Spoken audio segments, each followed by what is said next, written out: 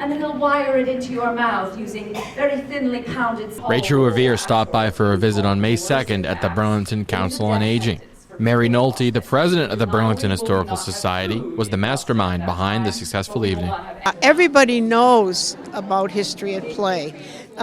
She has done so many programs. We've had programs here before. She did one, a revolutionary soldier, a woman in the, portraying a soldier in the revolution. That was one of my favorites.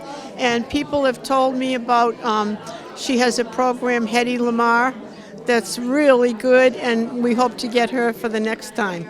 Judith Calora is the founder and producer for History at Play, whose goal is to chronicle the lives of influential and often forgotten figures.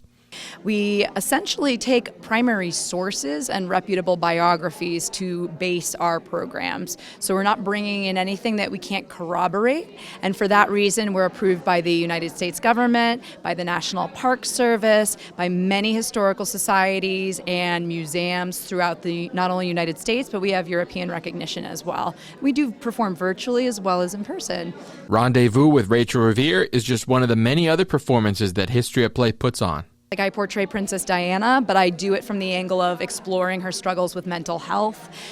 She was a severe bulimic, she had postpartum depression, she would self-harm, like cutting and whatnot. But she's really the only woman who I portray who's known, and was not only known but probably the most famous person in the world when she was alive.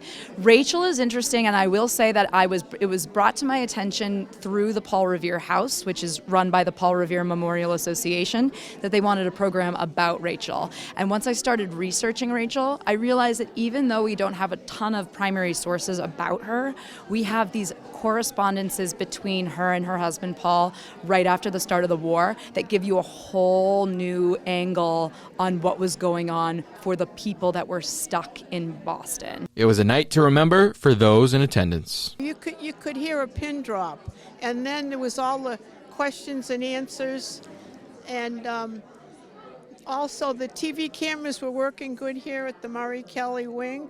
There's one on 3 walls, so everybody got a chance to see her pictures, and she is definitely a living historian.